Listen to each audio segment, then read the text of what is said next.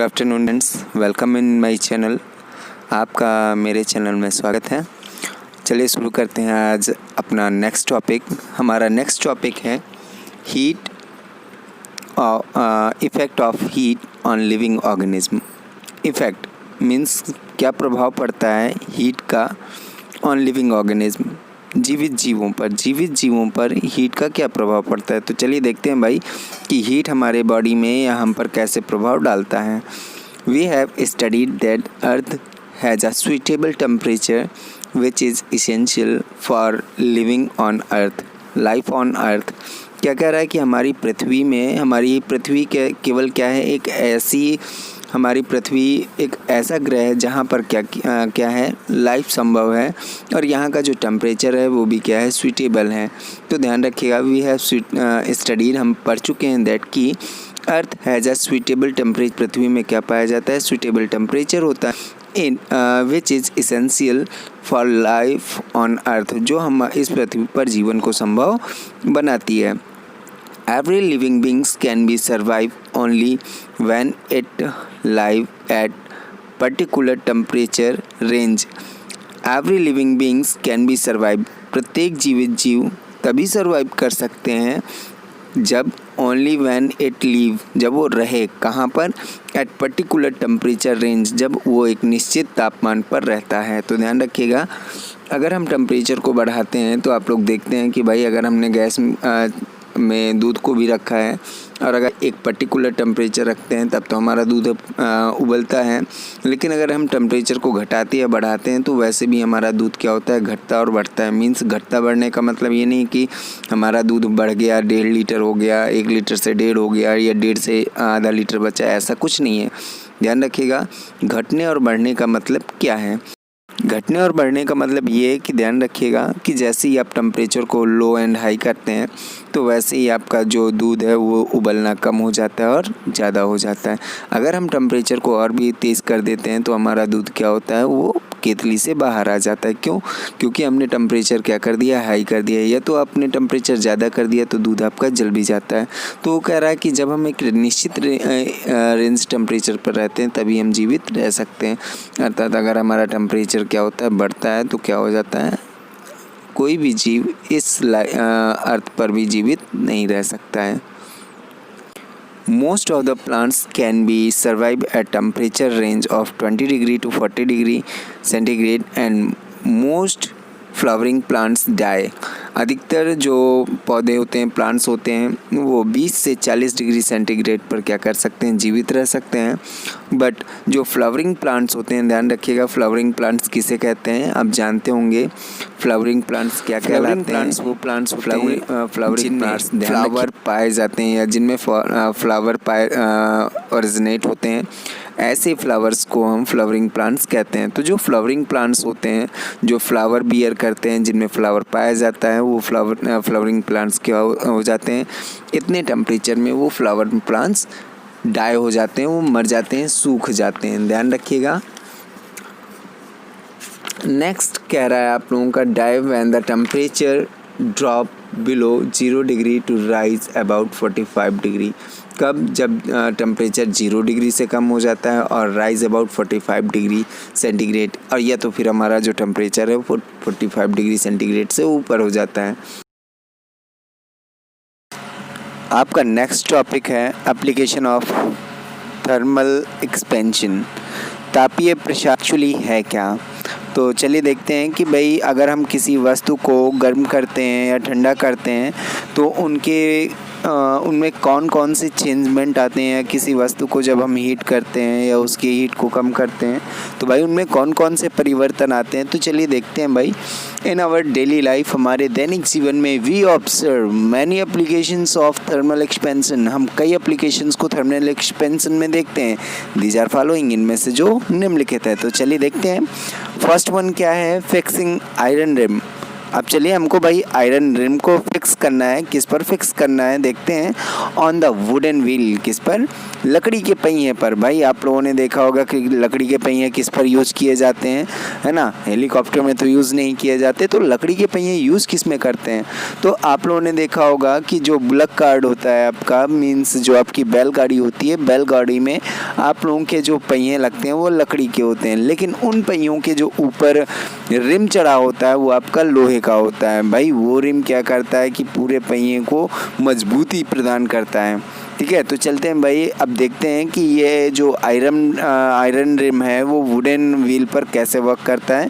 We know that bullock cart पाए जाते हैं, तो आप लोगों को पता ही है कि बुलक कार्ट्स में लकड़ी के पहिए लगे होते हैं, है ना। तो आगे देखते हैं। To make them last longer, इनको अत्यधिक मजबूती प्रदान करने के लिए या इनको अत्यधिक चलने के लिए या सुरक्षित करने के लिए wooden wheel are fixed with iron rim. तो वुडन व्हील को किससे फिक्स किया जाता है, किससे टाइट अप किया जाता है? आयरन रिम से। The iron rim of a bullock cart wheel is made slightly small. क्या किया जाता है कि पहिए से आयरन रिम को थोड़ा छोटा बनाया जाता है। कैसा बनाया जाता है? वुडन व्हील से थोड़ा छोटा बनाया जाता है। The wooden wheel, the iron rim is heated. फिर इसके बाद क्या करते हैं भाई कि आयरन रिम को हम गर्म करते हैं, जिससे उसकी जो साइज होती है थोड़ा सा इंक्रीज हो जाती है।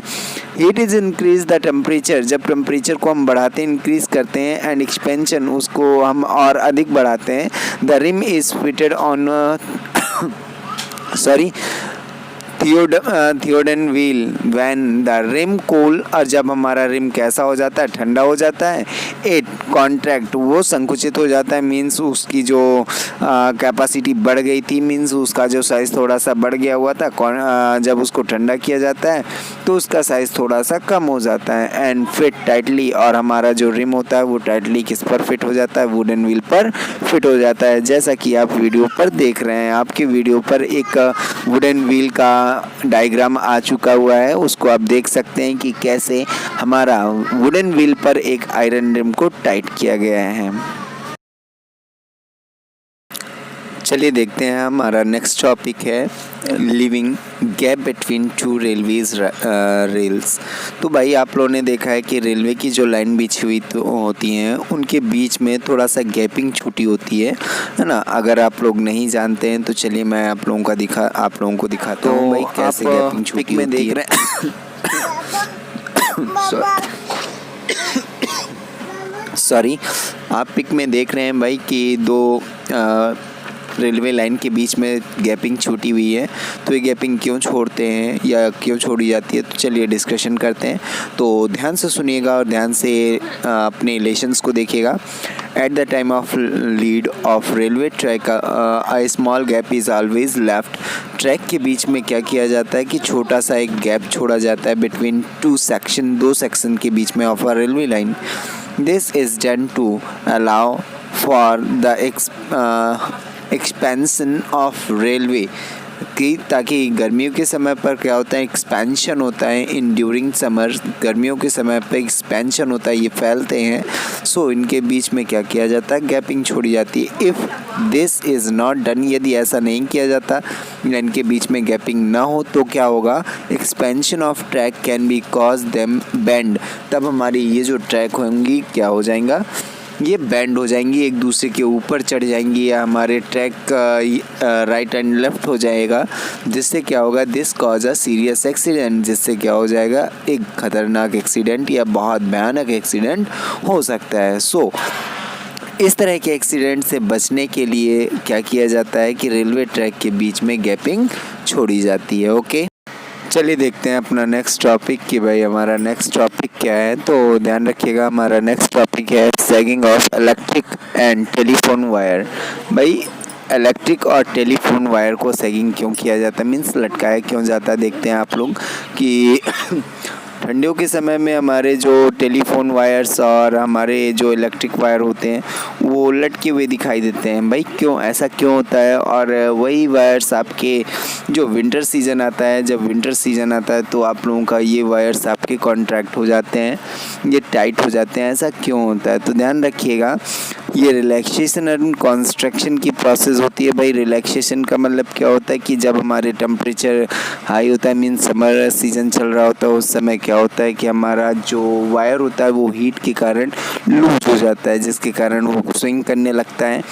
और जब विंटर सीज़न आता है तो यही वायर्स आपके कॉन्ट्रैक्ट हो जाते हैं और यही वायर आपके कैसे हो जाते हैं, टाइट हो जाते हैं, है ना। इसीलिए क्या किया जाता है कि इन वायर्स को ढीला छोड़ दिया जाता है, ढीला रखा जाता है, ताकि ये वायर जब विंटर सीज़न आए तो हमारे टाइट होने के कारण टूट ना जाए, और जब समर सीज़न आए तो ये हमारे ढीले होने के कारण इनमें कंस्ट्रक्शन रिलैक्सेशन की प्रोसेस के लिए इनको ज़्यादा स्पेस मिल सके तो इनको ढीला छोड़ दिया जाता है। तो देखते हैं भाई अब क्या होता है। Electric and telephone wires expand during summer.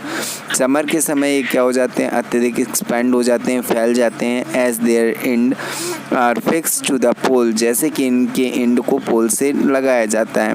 The wire सैंग more in between, और इसलिए बीच में कैसे होते हैं, झूलते हुए दिखाई देते हैं।